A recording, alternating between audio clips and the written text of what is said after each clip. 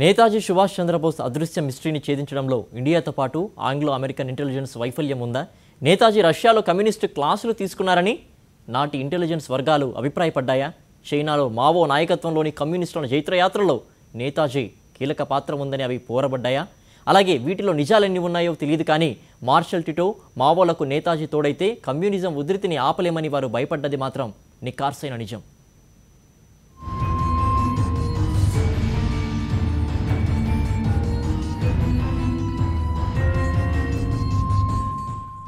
భారతీయులకు సంబంధించినంత వరకు నేతాజీ సుభాష్ చంద్రబోస్ కమ్యూనిస్టు కానే కాదు, కానీ ఆయన భావజాలమంతా తీవ్రవాదమే.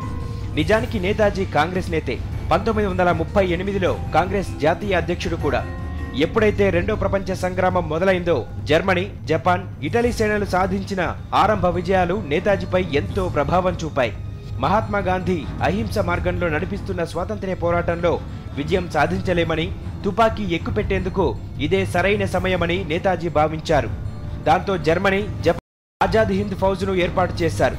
బర్మా, మలయ, సింగపూర్లను జపాన్ ఆక్రమించడంలో నేతాజీ యుద్ధ తంత్రాలు పనిచేశాయని బ్రిటిష్ సర్కార్ నమ్మింది. అంతెందుకు, నాగాలాండ్, మణిపూర్లు జపాన్ వశమయ్యాయి. మణిపూర్లో ఆజాద్ హింద్ ఫౌజ్ జెండా తొలిసారి రెపరెపలాడింది. మరోవైపు అండమాన్ నికోబార్ దీవుల్లో నేతాజీ స్వతంత్ర భారత సర్కార్ ఏర్పాటు చేశారు. అప్పటిదాకా పెద్దగా పట్టించుకునే నేతాజీని ఆపై కీలక శత్రువుగా ఆంగ్లో అమెరికన్ ఇంటెలిజెన్స్ వర్గాలు పరిగణించాయి.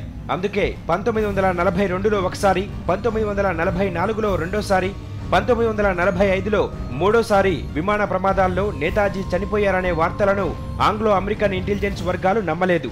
మంచూరియా మీదుగా రష్యాకు, అంటే ఒకప్పటి USSR కు రహస్యంగా నేతాజీ వెళ్లిపోయారని ఈ ఇంటెలిజెన్స్ వర్గాలు బాగా నమ్మాయి. మార్షల్ టిటో, మావో జెడాంగ్ల మాదిరి నేతాజీ కూడా కమ్యూనిజం పాఠాలు నేర్చుకున్నారని అవి నమ్ముతూ వచ్చాయి. చైనాలో మావో సేనలు కొమిటాంగ్ సర్కార్ను కుప్పకూల్చడంలోనూ నేతాజీ రహస్య పాత్ర ఉందని ఆంగ్లో అమెరికన్ ఇంటెలిజెన్స్ వర్గాలు నమ్మాయి.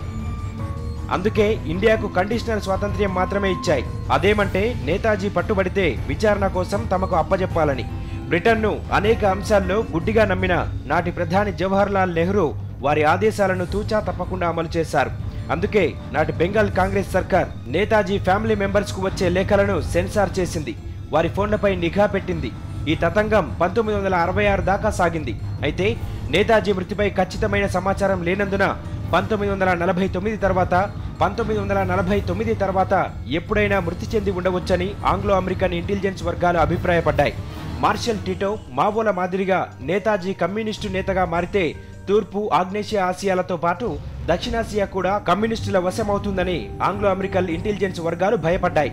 ఇది ఖచ్చితంగా ఆంగ్లో అమెరికన్ ఇంటెలిజెన్స్ వైఫల్యం. ఓ విధంగా ఆ సంస్థల అడుగుజాడల్లో గుడ్డిగా నడిచిన ఇండియా ఇంటెలిజెన్స్ వైఫల్యం కూడా. దాంతో పాటే దేశంలో కమ్యూనిజం ఉధృతిని తిప్పికొట్టేందుకు జవహర్ లాల్ నెహ్రూ సైతం నేతాజీ అదృశ్యాన్ని అంతుచిక్కని మిస్టరీగా మార్చేశారు. దేశంలో కాంగ్రెస్ పాలనను సుస్థిరం చేసుకునేందుకు నెహ్రూ ఆడిన నాటకమే ఇది అని నేతాజీ అనుయాయులు ఆరోపిస్తున్నారు. ఇన్నేళ్లకు ఈ మిస్టరీ తేలిపోయే టైం వచ్చేసింది.